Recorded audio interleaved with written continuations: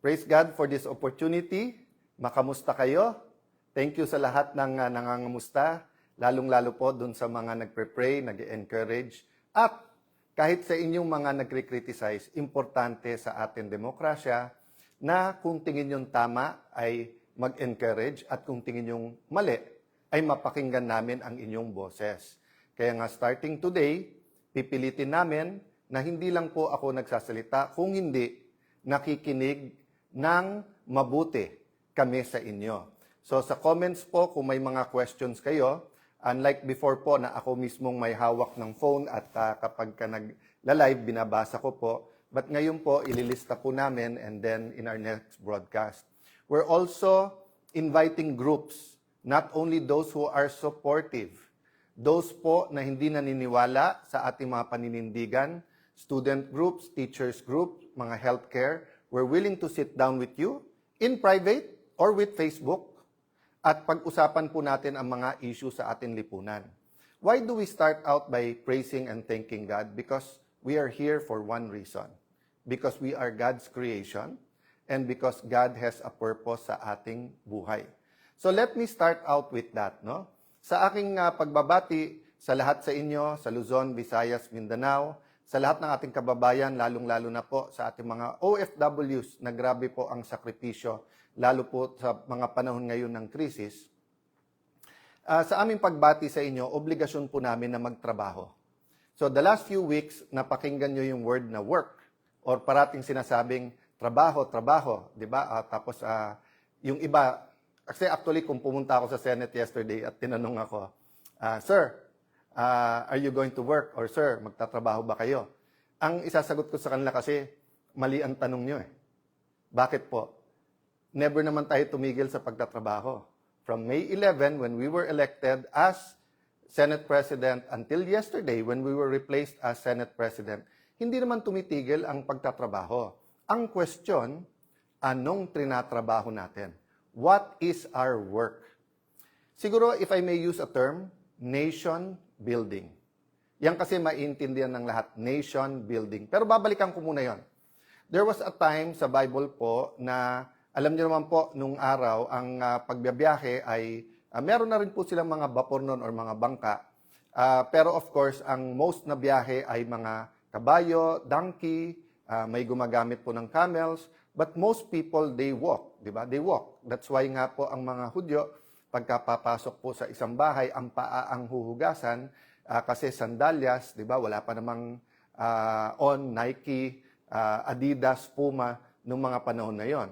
Wala rin pong mga hotel, mga Shell, Phoenix, mga gasolinahan na kompleto ng mga restaurant na may Kenny Rogers or KFC or McDo or Jollibee nun. So, nung isang beses po na maglalakbay ang mga apostles kasama ang Panginoon Hesukristo, nabasa po ng ating Panginoon Hesukristo ang pag-iisip po ng mga apostles. So, nung tinanong po siya, because they were asking each other, nagtatanungan sila, ang tanungan nila sa isa't isa, saan tayo kakain? Saan tayo matutulog? May pera ba tayo? Miracle after miracle, nasaksihan na po nila. So, ang sabi ng Panginoon Hesukristo sa kanila, seek first my kingdom and righteousness, and everything shall be added unto you. So, there are many, many lessons there. But what are the relevant lessons for us today? One, seek the kind of nation we want, di ba? Parati natin sinasabi, ganito ang gusto natin Pilipinas. Actually, mas madalas natin sabihin, ano yung Pilipinas na ayaw natin. Pero we have to envision the Pilipinas na gusto natin. So, hindi ba pag nagdadasal, let me address myself to Christians, no? Whether you're Anglican, Catholic, Evangelical Christians, di ba parati nating sinasabi sa Lord's Prayer or Apostles, yung tinuro ng Panginoon Hesukristo sa mga apostles, yung part na sinasabing, your kingdom come here on earth as it is in heaven. Ano po ibig sabihin nun? Bakit po tayo nagdadasal na yung kingdom mo sa heaven dumating dito sa earth? Kasi po perfect ang kingdom sa heaven. Walang gutom, walang injustice, wala pong nag-aaway-away, wala pong corruption, wala pong baha, kaya wala rin flood control scandal, walang may sakit, di ba? So, but it's also about a culture. So when the British colonized Singapore, they brought the British culture. When the Americans colonized the Philippines, they brought the American culture. Kaya tayo halo-halo po yung culture because ancient times, marami ng Chinese traders, and then dumating ang Kastila, then for a short while, dumating ang mga Hapon, but that was a different story, and then the Americans until Commonwealth. So what's my point? No? My point, lesson number 1, seeking His kingdom, tapos sabi, everything comes to you.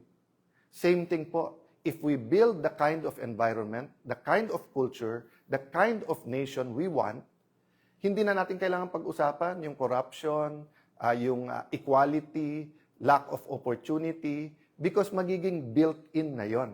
So despite miracle after miracle, the Lord Jesus had to remind the apostles, huwag nyo nang isipin anong kakainin nyo.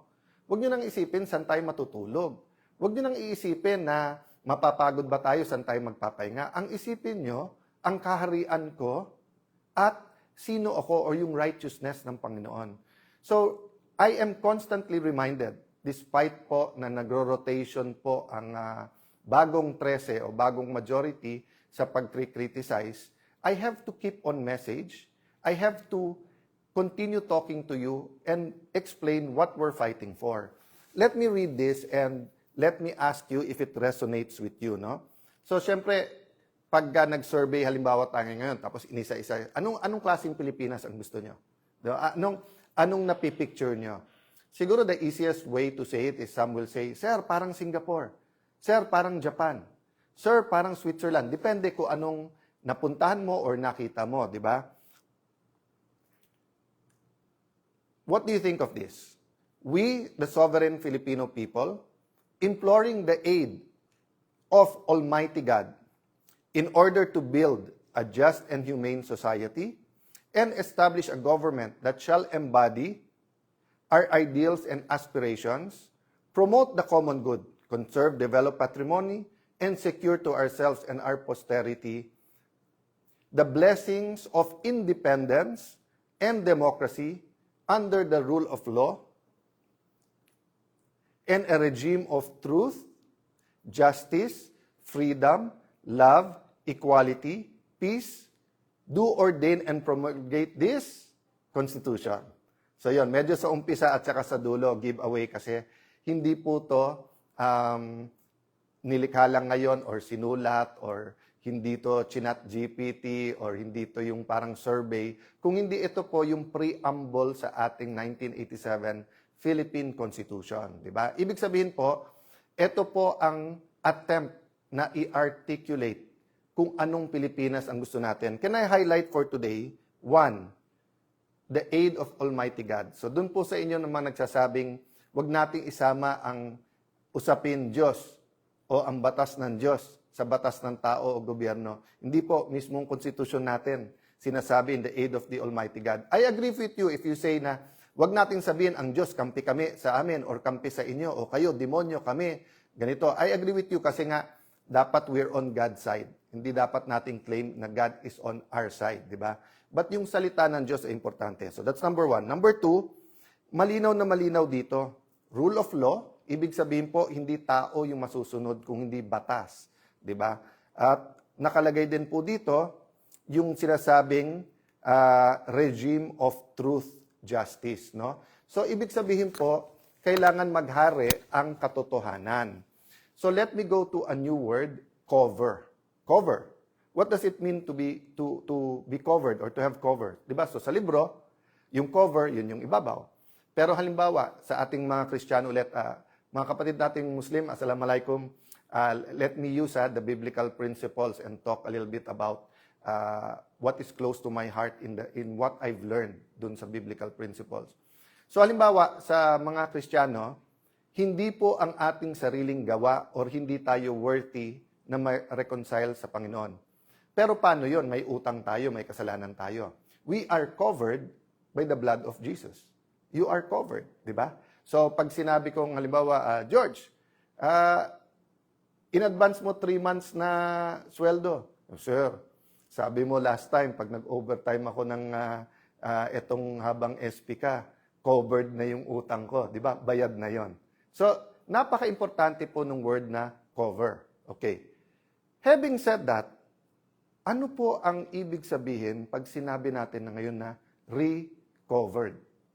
Ibig sabihin, na-cover dati, nawala, nire-recover mo. Diba? So for example, during the time of President Aquino and the first half bago nung pandemic, President Duterte, napakaganda ng ating ekonomiya.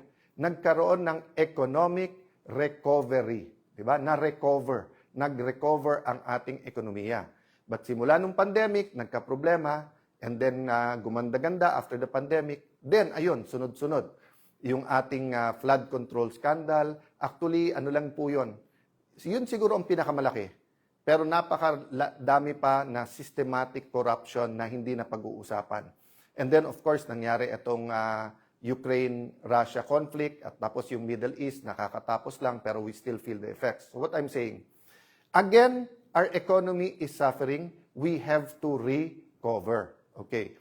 So, in terms of nation building, yung 13 po ngayon o yung majority led by Senator Lacson, Senator Soto, Senator Win Gatchalian, of course, as the Senate President, the two Senator Tulfos, Rafi, and Erwin, I will not take it away. They want to build a nation. Don't take it away from us, yung aming pong grupo, want to build a nation. So, good faith po tayo. Meron kayong vision of a nation you want to build. Meron kaming vision nung gusto natin i-build. Pero tanong ko, anong regime? Regime of truth and justice ba? Kasi kung regime of truth and justice, let me tell you, mga kababayan, there are two groups now. Those who want to uncover the truth and those who want to cover up the truth. Dalawa lang po ha, dalawa lang po. So pwedeng one who wants to uncover, di ba? One who wants to cover up. O, ulitin ko ha, one who wants to cover up, wants to uncover. O, so dalawa lang parati yan, dalawa lang ha.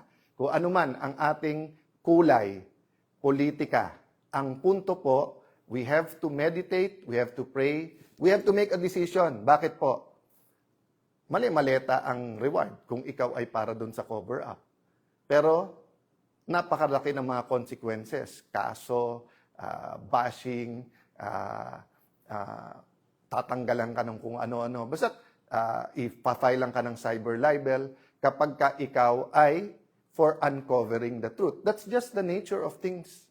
Whether you talk about organized crime, whether you talk about slavery, whether you talk about all the injustices in the world. Those who want to keep the injustice, those who want to cover up, usually have the resources. Kasi kumita sila doon eh. Di ba? Nandoon yung kayamanan ng mundong ito eh.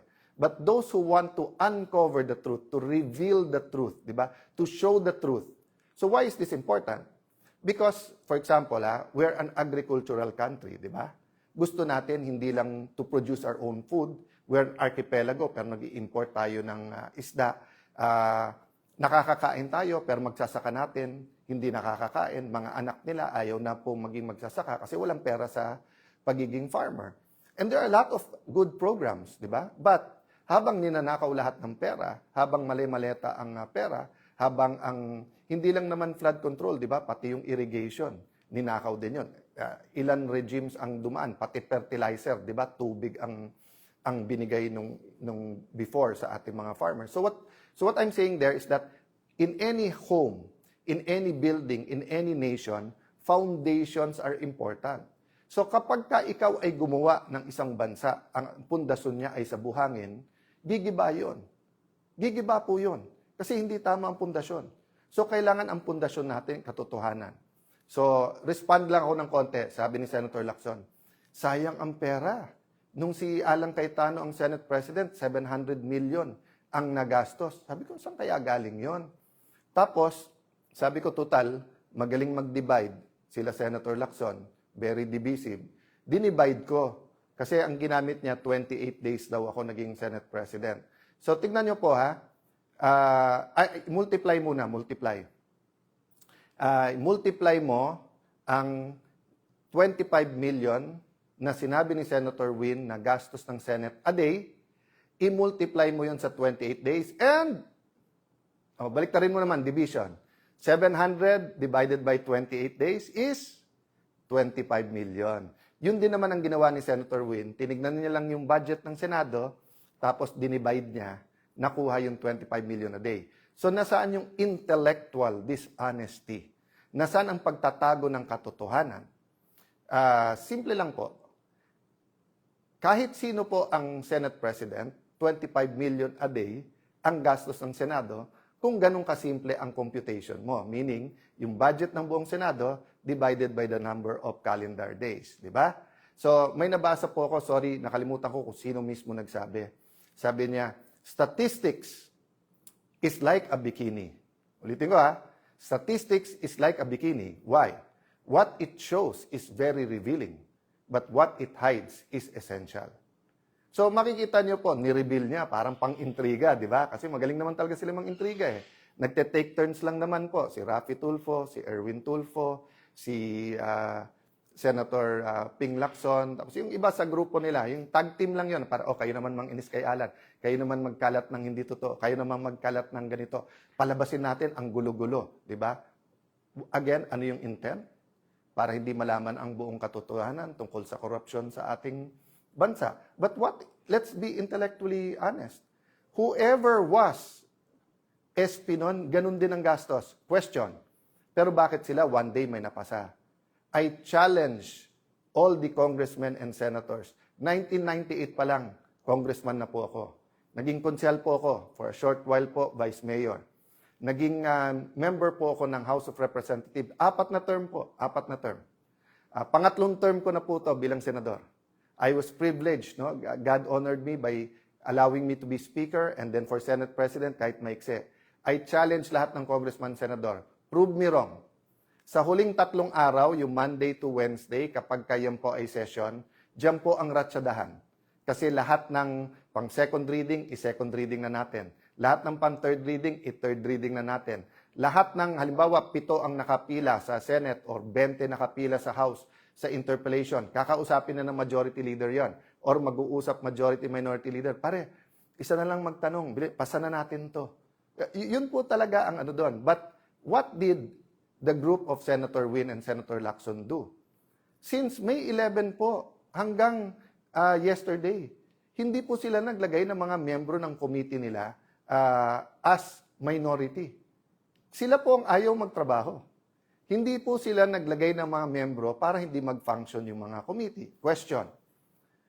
Paano po yung mga ready na for BICAM na ipapasa? Yung po ay inauthorize namin. Tatandaan nyo po, May 13, yung pong inatake ang Senado, yung pong sa NBI na sinasabi lang ngayon na halatang halata na ngayon ay part ng kanilang plano na sa aming binibintang.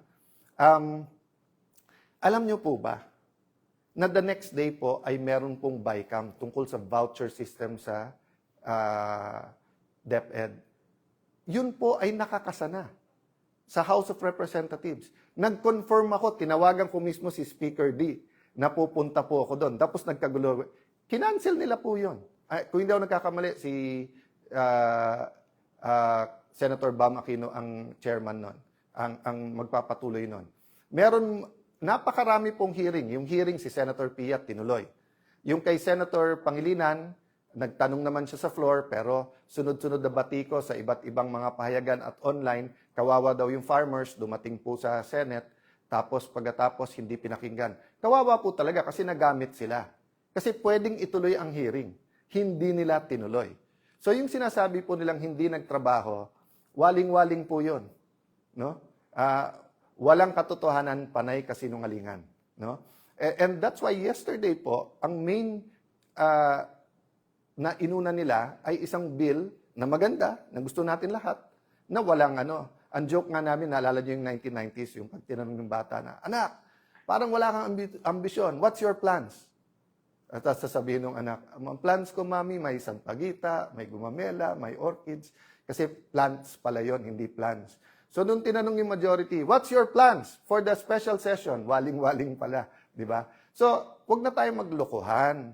Yung kahapon, kasi may 13 na kayo, at gusto nyong palitan ang Senate President kasi gusto nyo, tuloy-tuloy na yung impeachment at ang gusto nyo, grupo nyo ang magdikta ng tempo through the presiding officer. That's been very clear to us from the start, di ba? Nung February pa, nung ipepwesto natin si Senator Loren Legarda bilang Senate President, yun ang sinabi, hindi sila papayag dahil impeachment ang importante.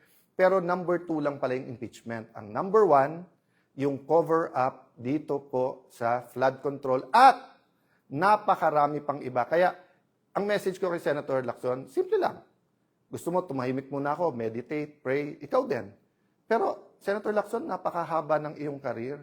Nakilala ka bilang nag-expose, nakilala ka na sinusundan mo yung ebidensya. Of course, there have been many issues also regarding you, your family, pero yung businesses nyo. Pero, sinantabi ng Pilipino yon kasi magaling ka mag-imbestiga eh. Pero ngayon, bakit? Panay comment mo na lang sa mga witnesses, pero ayaw mong humarap sila sa committee. So, ako hindi ko sinasabi na lahat ng witnesses na to, former Marines, mga bodyguards, mga former military, active military yung iba ha, na naging security. Hindi lang ni former congressman and head of the Appropriations Committee ng House na si Saldico. Marami pa po dyan kasi alam naman po natin na parating may security naman po ang ating mga congressman, senador at mga sekretary. Di ba? Alam naman po natin yon. Alam natin hindi sila pipit bingi. So, anong mawawala na may hearing na fair at pakinggan? Pero in the meantime, inuubos kami. Di ba? Kaya ang susunod daw, si Senator Marcoleta. Di ba?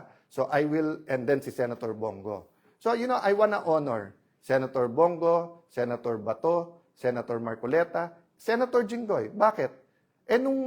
Before May 11 po, nung nag-usap-usap kami, in fact, nagkita kami May 10 eh. At bago ko mapagharap-harap po ang 12, wala po si Senator Bato noon, nagsabi na po kaming lahat na dadaan tayo sa pagsubok na to at may magsabi na lang pag hindi na kaya. Pero napakarami nagsabi noon, kulong na kung kulong, harapin na natin kung ano to, etc. O walang hiwalayan tayo, grupo tayo. So I'd like to honor those who are in the front line. I'd like to honor those who held out, di ba? But ang problema kasi, nagbago yung laban eh.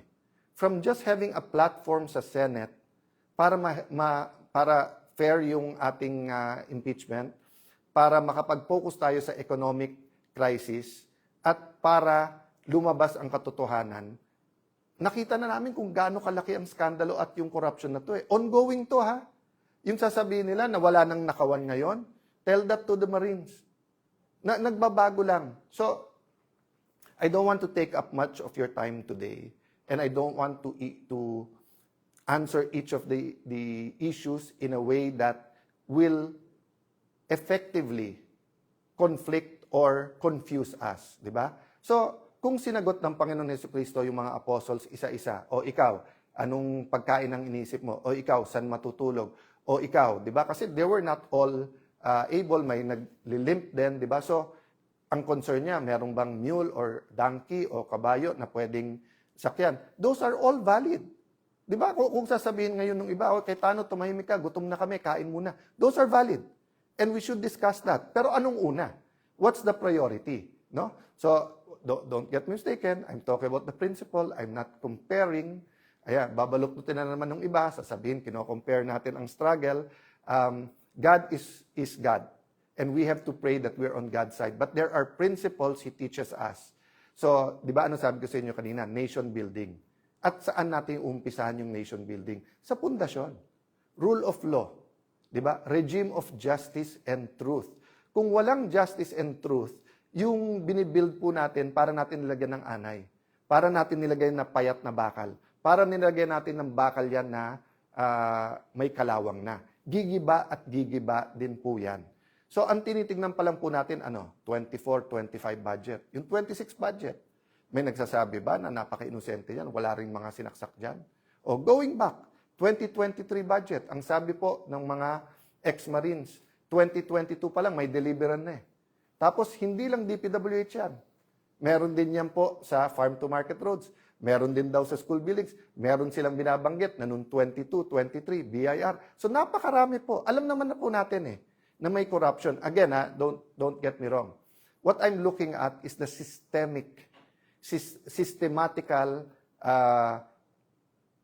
rubbing blind our people in the last few years. No? there are two systemic na pagnanakaw. Di ba? Yung sistema natin sa Pilipinas na may papel ka, kailangan may lagay. Di ba?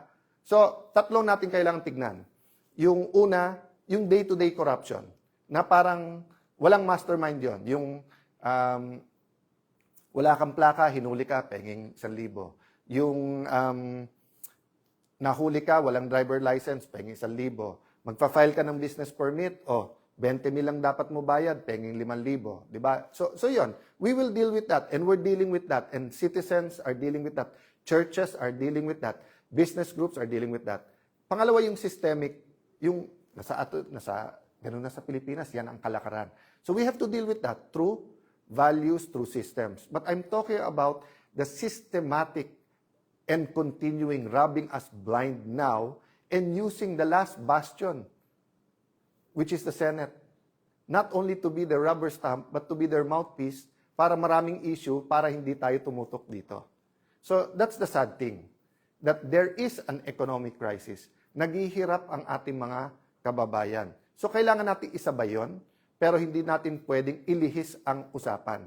So in behalf of the senators I represent, in behalf of the people praying for us, in behalf of students, farmers, healthcare workers, OFWs, seafarers, na sinasabing, boss, may pag-asa pa ba ang Pilipinas? Boss, boss, hindi kami nawawalan ng pag-asa. Huwag niyo kaming bossin, kayo boss namin. Ilan politiko na dumaan na kayo boss? You do not cover up from your boss. You tell the boss the truth. If you tell your boss lies, he will fire you and even put you in jail. Diba? Pero ngayon po, hindi. So may dalawang boss. Boss ng cover up at saka yung boss ng gustong mag-uncover. Please meditate on that. Handa po tayo. So dati, ang capacity po natin bilang Senate President at mga kasama ko bilang mga chairman ng mga committees, gagamitin natin as a platform yon for the truth. Hindi para usigin or i-persecute ang kahit sino. Iba ang prosecute, iba yung persecute. Hindi po. We were going to use that platform.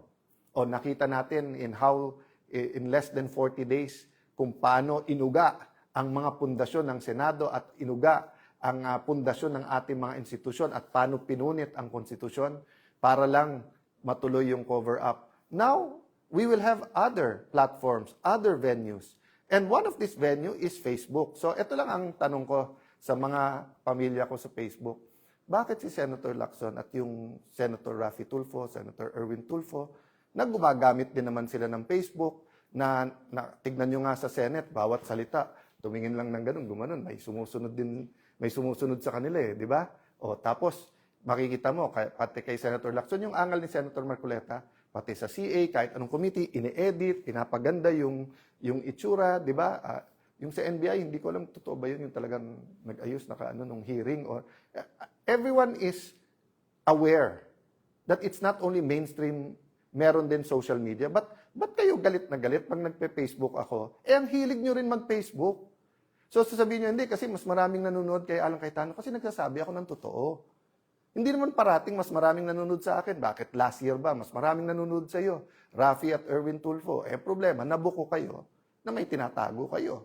Di ba? O kung hindi lang sa sarili, para pati din sa Malacanang. So, walang perpekto sa atin. But it's time for real change. So yun ang hinihingi ko mga kababayan. Huwag po tayong susuko, huwag po tayong manghihina. Tao din naman po ako. So I spent the day yesterday, sabi ng asawa ko, pwede kang kumain ng sisig ngayong gabi. Kasi nga mataas kolesterol ko Pero sabi niya, para naman matuwa ka ng konti. Tapos sinama niya yung barkada namin na medyo magaling sa akin ng konti yon, pero ka-level ko na mag-chess. So at least hindi ako talo parate. Tapos, I spent the day reflecting. Tinext ko mga kasamahan ko as a group, individually, na kailangan ito ang sitwasyon, ituloy ang laban. I thank them. Humingi din ako ng kapatawaran sa pagkukulang ko. Sabi ko, pasensya na kayo, hindi rin ako perfecto, tao din. May pagkukulang din ako sa inyo. So sa ating mga kababayan, kung may pagkukulang din ako sa inyo, hindi lang bilang Senate President, hindi lang bilang ordinary senator, even in how I articulate these issues, pagpasensyahan nyo. But like you, let's all do our best. Let's not lose hope. And let's keep praying. No? I still believe there will be people who will be switching sides. Sabihin nyo, hindi sir, pakonti ng pakonti tayo. Sir, iba talaga yung may pera, may kapangyarihan. Hindi po. The moment you lose hope, that's the moment. Kasi may spiritual warfare dito. No? Sabi sa Bible, meron pong principalities, authorities, spirits. Isang spirit doon yung lying tongue. Yung bumubulong, talo na kayo, wala na kayong magagawa. Total, sila kumita ka na rin. Di ba? Huwag po tayong makikinig doon. Doon po tayo sa tama. Let us build this nation we love. And let us serve the God we love. God bless you po.